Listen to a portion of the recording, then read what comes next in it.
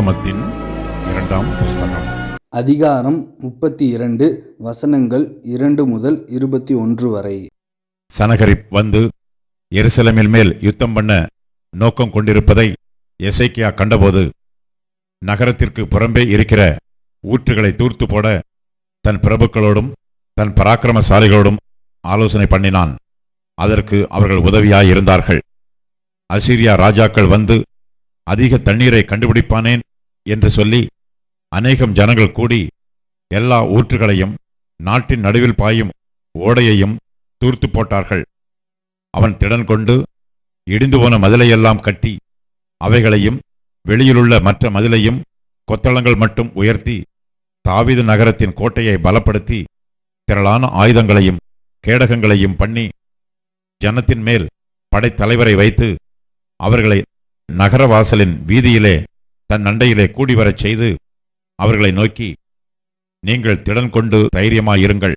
அசீரியா ராஜாவுக்கும் அவனோடு இருக்கிற ஏராளமான கூட்டத்திற்கும் பயப்படாமலும் கலங்காமலும் இருங்கள். அவனோடு இருக்கிறவர்களை பார்க்கிலும் நம்மோடு இருக்கிறவர்கள் அதிகம். அவனோடு இருக்கிறது மாம்சபயம். நமக்கு துணை நின்று நம்முடைய யுத்தங்களை நடத்த நம்மோடு இருக்கிறவர் நம்முடைய தேவனாகிய கர்த்தர்தானே என்று சொல்லி அவர்களை தேற்றினான். யூதாவின் ராஜாவாகிய எசேக்கியா சொன்ன இந்த வார்த்தைகளின் மேல் ஜனங்கள் நம்பிக்கை வைத்தார்கள். இதன் பின்பு அசீரியா ராஜாவாகிய சனகரிப் தன் முழு சேனையுடன் லாகீசுக்கு எதிராய் முற்றுகை போட்டிருக்கையில் யூதாவின் ராஜாவாகிய எசேக்கியாவிடத்துக்கும் எருசலேமிலுள்ள யூதா ஜனங்கள் யாவரிடத்துக்கும் தன் ஊழியக்காரரை அனுப்பி, அசீரியா ராஜாவாகிய சனகரிப் சொல்லுகிறது என்னவென்றால், முற்றுகை போடப்பட்ட எருசலேமிலே நீங்கள் இருக்கும்படிக்கு நீங்கள் எதிர்மேல் நம்பிக்கையாயிருக்கிறீர்கள். நம்முடைய தேவனாகிய கர்த்தர் நம்மை அசீரியருடைய ராஜாவின் கைக்கு தப்புவிப்பார் என்று எசேக்கியா சொல்லி, நீங்கள் பசியினாலும் தாகத்தினாலும் சாகும்படி உங்களை போதிக்கிறான் அல்லவா? அவருடைய மேடைகளையும் அவருடைய பலிபீடங்களையும் தள்ளிவிட்டவனும் ஒரே பலிபீடத்திற்கு முன்பாக பணிந்து அதன் மேல் தூபம் காட்டுங்கள் என்று யூதாவுக்கும் எருசலேமியருக்கும் சொன்னவனும் அந்த எசேக்கியாதான் அல்லவா? நானும் என் பிதாக்களும் தேசத்து சகல ஜனங்களுக்கும் செய்ததை அறியீர்களோ? அந்த தேசங்களுடைய ஜாதிகளின் தேவர்கள் அவர்கள் தேசத்தை நம்முடைய கைக்கு தப்புவிக்க அவர்களுக்கு பலன் இருந்ததோ? உங்கள் தேவன் உங்களை என் கைக்கு தப்புவிக்க கூடும்படிக்கு என் பிதாக்கள் பாழாக்கின அந்த ஜாதிகளுடைய எல்லா தேவர்களிலும் எவன் தன் ஜனத்தை என் கைக்கு தப்புவிக்க பலவானாய் இருந்தான்? இப்போதும் எசேக்கியா உங்களை வஞ்சிக்கவும் இப்படி உங்களை போதிக்கவும் இடம் கொடுக்க வேண்டாம். நீங்கள் அவனை நம்பவும் வேண்டாம். ஏனென்றால் எந்த ஜாதியின் தேவனும் எந்த ராஜ்யத்தின் தேவனும் தன் ஜனத்தை என் கைக்கும் என் பிதாக்களின் கைக்கும் தப்புவிக்க கூடாதிருந்ததே. உங்கள் தேவன் உங்களை என் கைக்கு தப்புவிப்பது எப்படி என்கிறார் என்று சொல்லி அவனுடைய ஊழியக்காரர் தேவனாகிய கர்த்தருக்கு விரோதமாகவும் அவருடைய தாசனாகிய எசேக்கியாவுக்கு விரோதமாகவும் பின்னும் அதிகமாய் பேசினார்கள். தேசங்களுடைய ஜாதிகளின் தேவர்கள் தங்கள் ஜனங்களை என் கைக்கு தப்புவிக்காதிருந்தது போல எசேக்கியாவின் தேவனும் தன் ஜனங்களை என் கைக்கு தப்புவிப்பதில்லை என்று இஸ்ரவேலின் தேவனாகிய கர்த்தரை நிந்திக்கவும் அவருக்கு விரோதமாக பேசவும் அவன் நிருபங்களையும் எழுதினான். அவர்கள் அலங்கத்தின் மேல் இருக்கிற எருசலேமின் ஜனங்களை பயப்படுத்தி கலங்க பண்ணி தாங்கள் நகரத்தை பிடிக்கும்படி அவர்களை பார்த்து யூத பாஷையிலே மகா சத்தமாய் கூப்பிட்டு, மனுஷர் கைவேலையினால் செய்யப்பட்டதும் பூச்சக்கரத்து ஜனங்களால் தொழுது கொள்ளப்பட்டதுமாயிருக்கிற தேவர்களை குறித்து பேசுகிற பிரகாரமாக எருசலேமின் தேவனையும் குறித்து பேசினார்கள்.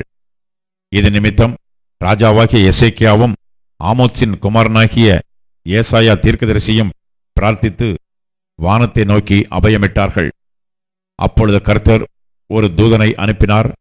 அவன் அசீரியருடைய ராஜாவின் பாளையத்திலுள்ள சகல பராக்கிரமசாலிகளையும் தலைவரையும் சேனாபதிகளையும் அதம் பண்ணினான். அப்படியே சனகரிப் செத்த முகமாய் தன் தேசத்திற்கு திரும்பினான். அங்கே அவன் தன் தேவனுடைய கோவிலுக்குள் பிரவேசிக்கிற போது அவனுடைய கற்பப்பிறப்பான சிலர் அவனை பட்டயத்தால் வெட்டி போட்டார்கள். இப்படி கர்த்தர் எசேக்கியாவையும் எருசலேமின் குடிகளையும் அசீரியருடைய ராஜாவாகிய சனகரிப்பின் கைக்கும் மற்ற எல்லாருடைய கைக்கும் நீங்களாக்கி ரட்சித்து அவர்களை சுற்றுப்புறத்தாருக்கு விலக்கி ஆதரித்து நடத்தினார். அநேகம் பேர் கர்த்தருக்கென்று எருசலேமுக்கு காணிக்கைகளையும் யூதாவின் ராஜாவாகிய எசேக்கியாவுக்கு உச்சிதங்களையும் கொண்டு வந்தார்கள். அவன் இதற்கு பிற்பாடு சகல ஜாதிகளின் பார்வைக்கும் மேன்மைப்பட்டவனாயிருந்தான். அந்நாட்களில் எசேக்கியா வியாதிப்பட்டு மரணத்துக்கு ஏதுவாயிருந்தான். அவன் கர்த்தரை நோக்கி ஜெபம் பண்ணும்போது அவர் அவனுக்கு வாக்குத்தத்தம் பண்ணி அவனுக்கு ஒரு அற்புதத்தை கட்டளையிட்டார். எசேக்கியா தனக்கு செய்யப்பட்ட உபகாரத்திற்கு தக்கதாய் நடவாமல் மனமேட்டிமையானான். ஆகையால் அவன் மேலும் யூதாவின் மேலும் எருசலேமின் மேலும் கடும் கோபம் மூண்டது. எசேக்கியாவின் மனமேட்டிமை நிமித்தம் அவனும் எருசலேமின் குடிகளும் தங்களை தாழ்த்தினபடியினால் கர்த்தருடைய கடும் கோபம் எசேக்கியாவின் நாட்களிலே அவர்கள் மேல் வரவில்லை. எசேக்கியாவுக்கு மிகுதியான ஐஸ்வர்யமும் கனமும் உண்டாயிருந்தது. வெள்ளியும் பொன்னும் இரத்தினங்களும் கந்த வர்க்கங்களும் கேடகங்களும் வினோதமான ஆபரணங்களும் வைக்கும்படியான பொக்கிஷ சாலைகளையும் தனக்கு வந்து கொண்டிருந்த தானியமும் திராட்சரசமும் எண்ணெயும் வைக்கும்படியான பண்டக சாலைகளையும் சகல வகையுள்ள மிருக ஜீவன்களுக்கு கொட்டாரங்களையும் மந்தைகளுக்கு தொழுவங்களையும் உண்டாக்கினான். அவன் தனக்கு பட்டணங்களை கட்டுவித்து ஏராளமான ஆடு மாடுகளை வைத்திருந்தான். தேவன் அவனுக்கு மகா திரளான ஆஸ்தியை கொடுத்தார். இந்த எசேக்கியா கியோன் என்னும் ஆற்றிலே அணைகட்டி அதன் தண்ணீரை மேற்கே இருந்து தாழ தாவீதின் நகரத்திற்கு நேராக திருப்பினான். எசேக்கியா செய்ததெல்லாம் வாய்த்தது.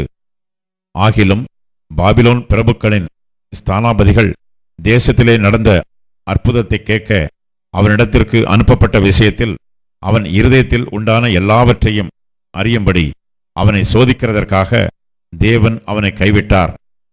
எசேக்கியாவின் மற்ற வர்த்தமானங்களும் அவன் செய்த நன்மைகளும் ஆமோத்சின் குமாரனாகிய ஏசாயா தீர்க்கதரிசியின் புஸ்தகத்திலும் யூதா இஸ்ரவேல் ராஜாக்களின் புஸ்தகத்திலும் எழுதியிருக்கிறது. எசேக்கியா தன் பிதாக்களோட நித்திரையடைந்த பின்பு அவனை தாவீது வம்சத்தாரின் கல்லறைகளில் பிரதானமான கல்லறையில் அடக்கம் பண்ணினார்கள். யூதாவனைத்தும் எருசலேமின் குடிகளும் அவன் மரித்தபோது அவனை கனம் பண்ணினார்கள். அவன் குமாரனாகிய மனாசே அவன் ஸ்தானத்தில் ராஜாவானான். ஏசாயா தீர்க்கதரிசியின் புஸ்தகம் அதிகாரம் 18.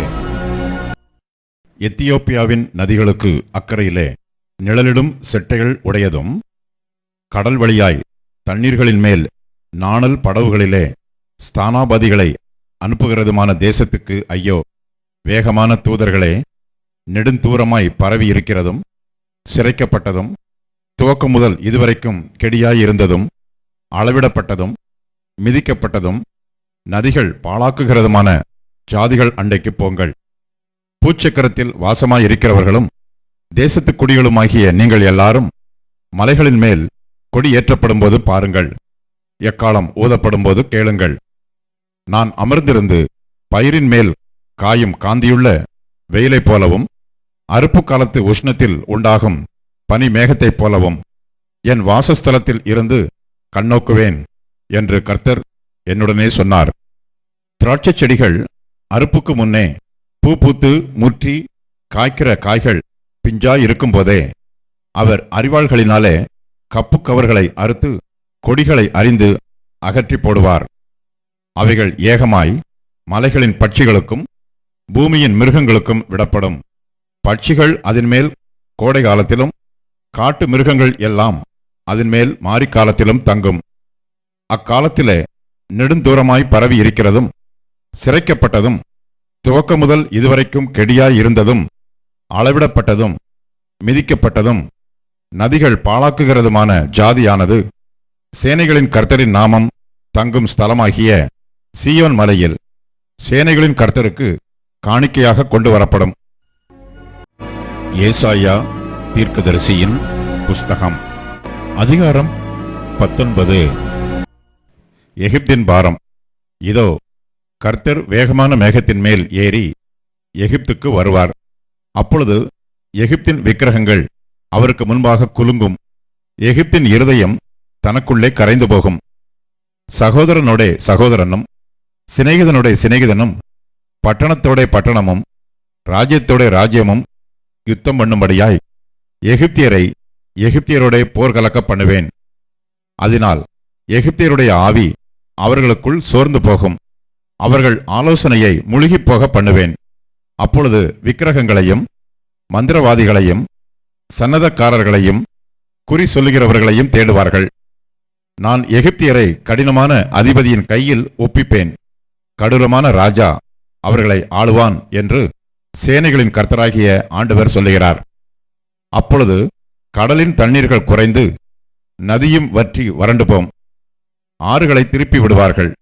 அரணிப்பான அகழிகள் வெறுமையாகி வறண்டு போம். கொறுக்கையும் நாணலும் வாடும். நதியோரத்திலும் நதி முகத்திலும் இருக்கிற மடலுள்ள செடிகளும் நதி அருகே விதைக்கப்பட்ட யாவும் உலர்ந்து போம். அது பறக்கடிக்கப்பட்டு இல்லாதே போம். மீன் பிடிக்கிறவர்கள் பெருமூச்சு விடுவார்கள். நதியிலே தூண்டில் போடுகிற யாவரும் துக்கிப்பார்கள். தண்ணீர்களின் மேல் வலைகளை வீசுகிறவர்கள் சலித்து போவார்கள். மெல்லிய சணலை பக்குவப்படுத்துகிறவர்களும் சல்லாக்களை நெய்கிறவர்களும் நாணுவார்கள். மீன் வளர்க்கிற குளங்களை கூலிக்கு அணை கட்டுகிற அனைவருடைய அணைக்கட்டுகளும் உடைந்து போம். சோவான் பட்டணத்தின் பிரபுக்களானவர்கள் மூடர்கள். பார்வோனுடைய ஞானமுள்ள ஆலோசனைக்காரரின் ஆலோசனை மதியீனமாயிற்று. நான் ஞானிகளின் புத்திரன், நான் பூர்வ ராஜாக்களின் குமாரன் என்று பார்வோனுடனே எப்படி சொல்லுகிறீர்கள்? அவர்கள் எங்கே? உன் ஞானிகள் எங்கே? சேனைகளின் கர்த்தர் எகிப்தை குறித்து பண்ணின யோசனையை அவர்கள் உனக்கு தெரிவிக்கட்டும், அல்லது தாங்களே அறிந்து கொள்ளட்டும். சோவான் பிரபுக்கள் மூடரானார்கள். நோப்பின் பிரபுக்கள் மோசம் போனார்கள். எகிப்தையும் அதன் கோத்திர தலைவரையும் வழிதப்ப பண்ணுகிறார்கள். கர்த்தர் அதன் நடுவில் தாறுமாறுகளின் ஆவியை வரப்பண்ணினார். ஆனது கொண்டு வெறியன் வாந்தி பண்ணி தள்ளாடி திரிகிறது போல அவர்கள் எகிப்தை அதன் எல்லா செய்கையிலும் தள்ளாடி திரிய பண்ணுகிறார்கள். எகிப்தில் தலையாகிலும் வாளாகிலும் கிளையாகிலும் நாணலாகிலும் செய்யும் வேலை ஒன்றுமிராது. அக்காலத்திலே எகிப்தியர் பெண்டுகளைப் போல் இருந்து சேனைகளின் கர்த்தர் தங்கள் மேல் அசைக்கும் கை அசைவினாலே அஞ்சி நடுங்குவார்கள். சேனைகளின் கர்த்தர் அவர்களுக்கு விரோதமாக நிர்ணயித்துக் கொண்ட ஆலோசனையின் நிமித்தம் யூதாவின் தேசம் எகிப்தியருக்கு பயங்கரமாயிருக்கும். தனக்குள் அதை நினைக்கிறவன் எவனும் திடுக்கிடுவான். அக்காலத்திலே எகிப்து தேசத்தில் இருக்கும் 5 பட்டணங்கள் கானான் பாஷையை பேசி சேனைகளின் கர்த்தரை முன்னிட்டு ஆணையிடும். அவைகளில் ஒன்று நிர்மூலமான பட்டணம் என்னப்படும். அக்காலத்திலே எகிப்து தேசத்தின் நடுவிலே கர்த்தருக்கு ஒரு பலிபிடமும் அதன் எல்லை அருகே கர்த்தருக்கு ஒரு ஸ்தம்பமும் உண்டாயிருக்கும். அது எகிப்து தேசத்திலே சேனைகளின் கர்த்தருக்கு அடையாளமும் சாட்சியுமாயிருக்கும். ஒடுக்குகிறவர்கள் நிமித்தம் அவர்கள் கர்த்தரை நோக்கி கூப்பிடுவார்கள். அப்பொழுது அவர்களுக்கு ஒரு இரட்சகனையும் ஒரு பலவானையும் அனுப்பி அவர்களை விடுவிப்பார். அப்பொழுது கர்த்தர் எகிப்தியருக்கு அறியப்படுவார். எகிப்தியர் கர்த்தரை அக்காலத்திலே அறிந்து அவருக்கு பலிகளோடும் காணிக்கைகளோடும் ஆராதனை செய்து கர்த்தருக்கு பொருத்தனைகளை பண்ணி அவைகளை செலுத்துவார்கள். கர்த்தர் எகிப்தியரை வாதையினால் அடிப்பார், அடித்து குணமாக்குவார். அவர்கள் கர்த்தரிடத்தில் மனம் திரும்புவார்கள். அப்பொழுது அவர்கள் விண்ணப்பத்தை கேட்டு அவர்களை குணமாக்குவார். அக்காலத்திலே எகிப்திலிருந்து அசீரியாவுக்கு போகிற பெரும் பாதை உண்டாயிருக்கும். அசீரியர் எகிப்துக்கும் எகிப்தியர் அசீரியாவுக்கும் வந்து எகிப்தியர் அசீரியரோடும் கூட ஆராதனை செய்வார்கள். அக்காலத்திலே இஸ்ரவேல் எகிப்தோடும் அசீரியாவோடும் மூன்றாவதாக பூமியின் நடுவில் ஆசீர்வாதமாயிருக்கும். அவர்களை குறித்து சேனைகளின் கர்த்தர் எகிப்தியராகிய என் ஜனமும் அசீரியராகிய என் கரத்தின் கிரியையும் இஸ்ரவேலராகிய என் சுதந்திரமும் ஆசீர்வதிக்கப்பட்டது என்று சொல்லி அவர்களை ஆசீர்வதிப்பார். ஏசாயா தீர்க்கதரிசியின் புஸ்தகம் அதிகாரம் 20. தர்தான் அசீரியா ராஜாவாகிய சர்கோனாலே அனுப்பப்பட்டு அஸ்தோத்துக்கு வந்து அஸ்தோத்தின் மேல் யுத்தம் பண்ணி அதை பிடித்த வருஷத்திலே கர்த்தர் ஆமோத்சின் குமாரனாகிய ஏசாயாவை நோக்கி, நீ போய் உன் அறையில் இருக்கிற இரட்டை அவிழ்த்து உன் கால்களில் இருக்கிற பாதரட்சைகளை கழற்று என்றார். அவன் அப்படியே செய்து வஸ்திரமில்லாமலும் வெறுங்காலுமாய் நடந்தான். அப்பொழுது கர்த்தர் எகிப்தின் மேலும் எத்தியோப்பியாவின் மேலும் வரும் 3 வருஷத்து காரியங்களுக்கு அடையாளமும் குறிப்புமாக என் ஊழியக்காரனாகிய ஏசாயா வஸ்திரம் இல்லாமலும் வெறுங்காலுமாய் நடக்கிறது போல அசீரியா ராஜா தான் சிறைப்பிடிக்கப் போகிற எகிப்தியரும் தான் குடிவிலக்கப் போகிற எத்தியோப்பியருமாகிய இளைஞரையும் கிழவரையும் வஸ்திரமில்லாமலும் வெறுங்காலுமாய் எகிப்தியருக்கு வெட்கமுண்டாகும்படி இருப்பிடம் மூடப்படாதவர்களாய் கொண்டு போவான். அப்பொழுது இந்த கடற்கரை குடிகள் தாங்கள் நம்பியிருந்த எத்தியோப்பியாவை குறித்தும் தாங்கள் பெருமை பாராட்டின எகிப்தை குறித்தும் கலங்கி வெட்கி, இதோ அசீரிய ராஜாவின் முகத்துக்கு தப்பும்படிக்கு நாங்கள் நம்பி சகாயத்துக்கென்று ஓடி வந்து அண்டினவன் இப்படியானானே, நாங்கள் எப்படி விடுவிக்கப்படுவோம் என்று அக்காலத்திலே சொல்லுவார்கள் என்றார். ஏசாயா தீர்க்கதரிசியின் புஸ்தகம் அதிகாரம் 21. கடல் வனாந்தரத்தின் பாரம். சுழல் காற்று தென் திசையிலிருந்து எழும்பி கடந்து வருகிறது போல பயங்கரமான தேசமாகிய வனாந்தரத்திலிருந்து அது வருகிறது. கொடிய தரிசனம் எனக்கு தெரிவிக்கப்பட்டது. துரோகி துரோகம் பண்ணி பாழாக்குகிறவன் பாழாக்கிக் கொண்டே இருக்கிறான். ஏலாமே எழும்பு, மேதியாவே முற்றிக்கை போடு, அதனாலே உண்டான தவிப்பையெல்லாம் ஒழிய பண்ணினேன். ஆகையால் என் இடுப்பு மகா வேதனையால் நிறைந்திருக்கிறது. பிள்ளை பெறுகிறவளின் வேதனைகளுக்கு ஒத்த வேதனைகள் என்னை பிடித்தது. கேட்டதினால் உழைவு கொண்டு கண்டதினால் கலங்கினேன். என் இருதயம் திகைத்தது. திகில் என்னை திடுக்கிட பண்ணிற்று. எனக்கு இன்பம் தந்த இரவு பயங்கரமாயிற்று. பந்தியை ஆயத்தப்படுத்துங்கள், ஜாமக்காரரை வையுங்கள், புசியுங்கள், குடியுங்கள். பிரபுக்களே, எழுந்து பரிசைகளுக்கு எண்ணெய் பூசுங்கள். ஆண்டவர் என்னை நோக்கி, நீ போய் காண்பதை தெரிவிக்கும்படி ஜாமக்காரனை வை என்கிறார். அவன் ஒரு இரதத்தையும் ஜோடு ஜோடான குதிரை வீரரையும் ஜோடு ஜோடாக கழுதைகளின் மேலும் ஒட்டகங்களின் மேலும் ஏறி வருகிறவர்களையும் கண்டு மிகுந்த கவனமாய் கவனித்துக் கொண்டே இருந்து, ஆண்டவரே, நான் பகல் முழுவதும் என் காவலிலே நின்று இரா முழுதும் நான் என் காவலிடத்திலே தரித்திருக்கிறேன் என்று சிங்கத்தைப் போல் சத்தமிட்டு கூப்பிடுகிறான். இதோ ஒரு ஜோடு குதிரை பூண்ட ரதத்தின் மேல் ஏறி இருக்கிற ஒரு மனுஷன் வருகிறான். பாபிலோன் விழுந்தது, விழுந்தது, அதன் விக்கிரக தேவர்களையெல்லாம் தரையோடை மோதி உடைத்தார் என்று பிரதியுத்தரம் சொல்லுகிறான்.